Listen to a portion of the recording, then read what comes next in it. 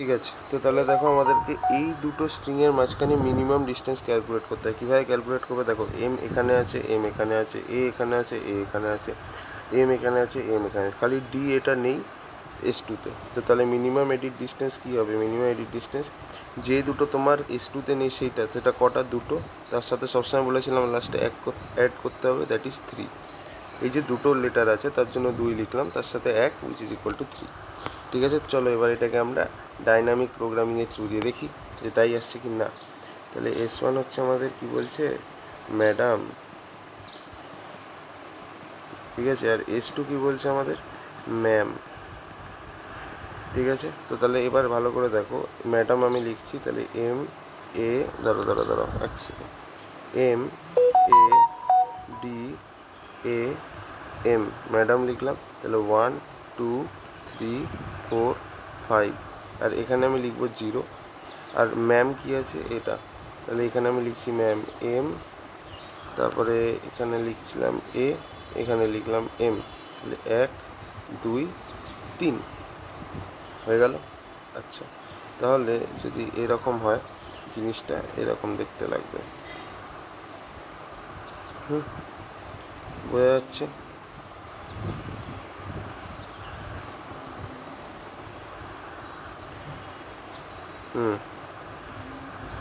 I hope so বুঝতে পারছো। So এইবার আমরা দেখবো, তো দেখো প্রথমে কি দেখছি, এম আর এম আছে, তাহলে এম আর এম মানে কি কমন হয়ে গেল। তো যদি কমন হয় তাহলে ডায়াগোনালের ভ্যালুটা কপি হয়ে যাবে, উইচ ইজ 0। নেক্সট কি আছে, এম এবং এ, তো এম আর এ আলাদা আছে, তো তাহলে এই তিনটের মিনিমাম প্লাস 1 হবে। সো 0 1 2 এর মিনিমাম কত হবে, 0, 0 প্লাস 1 ইজ 1। ঠিক আছে, নেক্সট কি আছে, M D, M R D হচ্ছে, সো এম আর ডি কি আলাদা হচ্ছে, তো যদি আলাদা হয় তাহলে কি হবে, এই তিনটের minimum plus 1, so 1 2 3 minimum 1, 1 plus 1 is 2।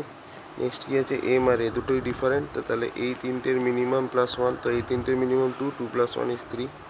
M আর এম, এ দেখো এই দুটো সেম হয়ে যাচ্ছে, তো তাহলে ডায়াগোনাল ভ্যালু কপি হচ্ছে 4। দাঁড়াও ভাই, এই যে এ এবং এম দুটোই আলাদা, তো যদি দুটোই আলাদা হয় তাহলে এই তিনটের মিনিমাম প্লাস 1 হবে। সো 0 1 2 এর মিনিমাম হচ্ছে 1, এই 0 0 প্লাস 1 1। ঠিক আছে, নেক্সট এ এবং এ এবং এ এখানে কি আছে, সেম আছে। সো যদি সেম হয় দেন আমাদের কি হবে গাইস, এইটা জাস্ট কপি হয়ে যাবে। ওকে, ডায়াগোনাল ভ্যালু কপি হয়ে যাবে।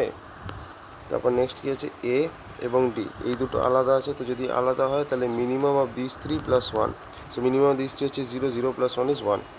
এ এবং এ দুটোই সেম, তো তাহলে ডায়াগোনাল ভ্যালু কপি হবে 2। এ এবং এম দুটোই আলাদা, তাহলে মিনিমাম অফ দিস 3 প্লাস 1, তো 2 3 পরে minimum 2, 2 plus 1 is 3। M M same আছে, তাহলে এটাই কপি হবে, তাহলে 2। নেক্সট এম এবং এ দুটোই আলাদা আছে, তাহলে মিনিমাম অফ দিস 3 প্লাস 1, তো 0 1 2 এর মিনিমাম হচ্ছে 0, 0 প্লাস 1 ইজ 1।